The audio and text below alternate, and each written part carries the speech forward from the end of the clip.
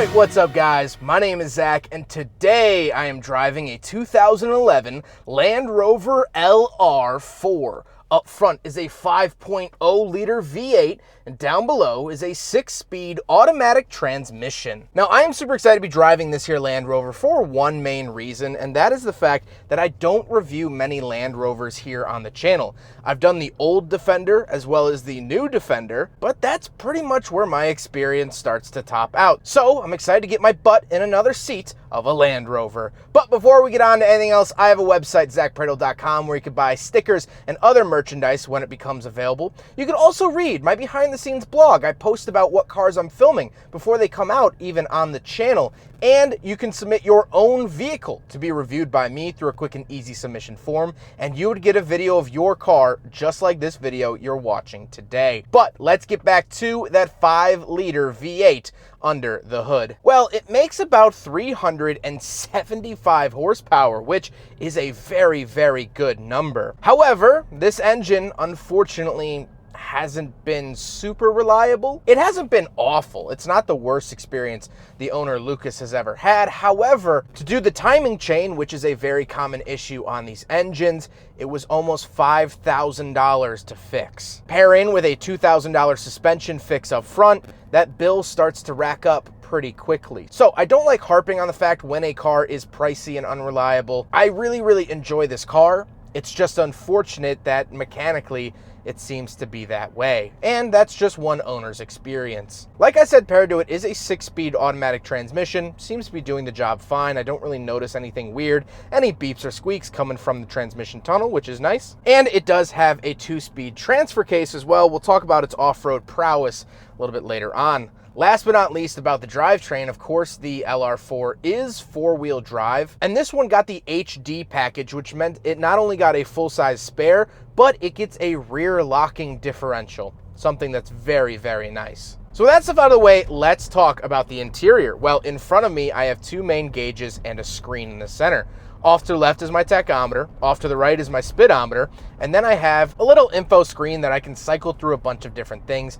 I really like this. It does feel very nice, especially for 2011. You have to remember this car is 12 years old at this point, so no major complaints there. On the steering wheel, on the left, I do have my mode, volume, and skip track, as well as my cruise control options. And off to the right, I have my selectors for that center screen and the gauges we just talked about, as well as my phone options and my heated steering wheel option.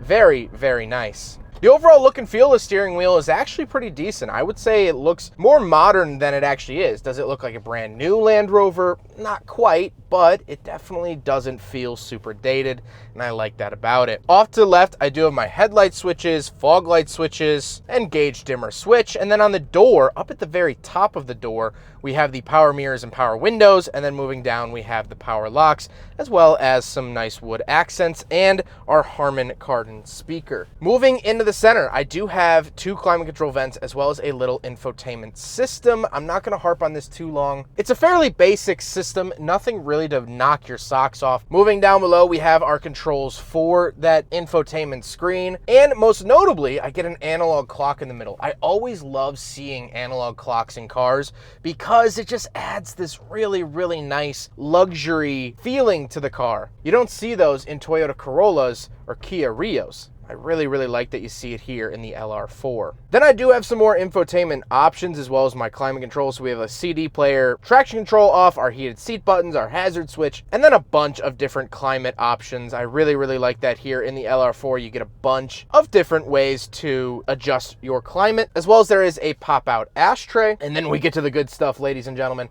These are our terrain response settings. So there is grass, gravel, snow, mud ruts, sand, and rock crawl. Really cool to see those options here in the LR4. This is a more dedicated off-roader vehicle, and so I really can adjust to whatever I might be tackling. Off to the right, now this is not factory. The owner has put in an aftermarket airlift system to give it some extra ride height, which is pretty cool to see. Then I do have a 12-volt outlet and the shifter and power parking brake. The shifter is a little plasticky, not totally what I would expect out of a Land Rover. However, this isn't really bothering me. Once you put it in gear, you're never going to look at this thing again, which is perfectly normal. Then we do have cup holders, so we will do a big friggin' bottle test here in the 2011 Land Rover LR4, and unfortunately it does not fit the big friggin' bottle, which is a little sad to see, but not the end of the world. I kind of expected it. Is what it is. Then we do get a big center console and the seats. The seats are finished in leather. They are very comfortable and I'm really, really pleasantly enjoying them. They are heated, they are power, and they feel more luxurious than a lot of other off-road counterparts, which we'll talk about at the end of the video. But speaking of seats, we do have 2 more rows of seating, so let's go do some backseat reviews. All right, so we're in the back of the 2011 Land Rover LR4, and a couple of things to note. First of all, knee room, not amazing, but I could move the driver's seat up a little bit. Headroom, very, very good. I get to utilize the front sunroof, the middle sunroof, and I even have a rear sunroof. So this car has 3 different sunroofs. Also up here, I get my own climate controls.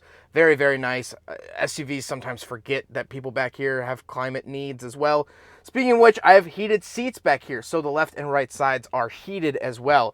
Very, very nice. I get my own climate vents, I get an aux port, and I do get a 12-volt outlet. Then, moving into the back, we do have a 3rd row of seats as well. Now, these 3rd row of seats, not amazing. The owner keeps them down most of the time, as you're seeing now, because they're kind of a pain to put up and down, and they are so crammed. If you absolutely need them, if you're rescuing a bunch of hikers off the trail, sure, pop these bad boys up and use them, but for all intents and purposes, just use it as a 2-row SUV with plenty of space in the back. The owner actually camps in the back of these vehicles as well, which is pretty cool. So speaking of space, however, let's hop around back. We'll take a quick look at the trunk and tailgate, and then we'll talk about the looks. All right, so on the back of the LR4, pop it up like that. You see there's a little button, and then the tailgate comes up. And then once you're in here, push that button, and the tailgate comes down. So you get a dual opening tailgate, which I think is really, really nice. And then once you're back here, tons of storage options. That was really, really surprising to me on either side. That's what makes this car so great to camp in, which I really, really like. You also get vents for the 3rd row, which is really neat. And you do get a 12-volt outlet for any tire inflating needs or air mattress, camping, whatever it might be. You do get a 12-volt outlet, which is very, very nice and wasn't as common as it is today back in 2011. So I found that to be really, really special. Other than that, like I said with the back seat review, I would just keep these seats down. It's way more usable to have these seats down, but it's nice that you have the seats just in case. Now we gotta talk about the looks, and I really, really like the look of the LR4, not only because this one is outfitted with roof racks and lights and ladders and all of the off-road goodies, but I like how they are square body. I like more square body cars. I think they look good. And while these might not completely command my attention in a traffic jam, I overall really like the way that they look, and I think it's a somewhat timeless design. However, with all of that being said, let's get on to my final thoughts. What do I think finally driving another Land Rover, let alone an LR4? Well, I've come to really like this car, and there's a couple of reasons for that. First of all, it has a really nice ride quality. It's comfortable. I'm enjoying myself, and that can't be said about a Bronco or a Jeep. This thing is actually nice to live with. It doesn't punish you for doing everyday driving. You can cut to the in-car camera. I've been driving around a regular neighborhood, and I've been doing exactly the speed limit.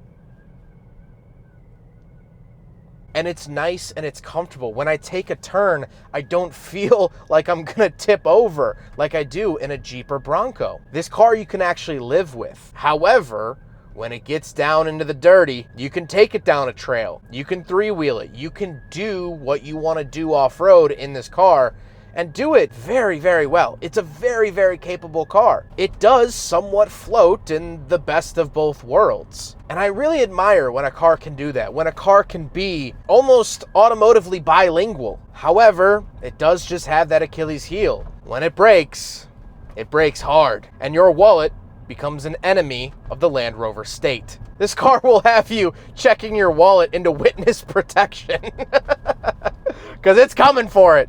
It's coming for it. But then again, an argument could be made that you pay to play. This car lets you see the world in a way that the Prius and Ford Fusion don't. And that to me is special. As someone who has grown to love national parks and our nation's natural beauty over the last 2 or 3 years. This is something that I want in my future. This is something I want. This is something I would like to do. Build one of these, because this just makes me feel like I could conquer the world. Huge thank you to Lucas for letting me take out his LR4. I was so excited to get my butt in the seat of another Land Rover. He's been absolutely awesome to work with, very, very knowledgeable about these cars. And we were sharing our off-road experiences. His a little bit more extensive than mine in my little Mazda 3, but sharing stories nevertheless. He's been absolutely fantastic. I'm excited to work with him on a couple of videos that you'll see here on the channel soon. But I hope you guys enjoyed this video. Don't forget to rate the video, comment on the video, and subscribe if you really liked it. Take care, guys.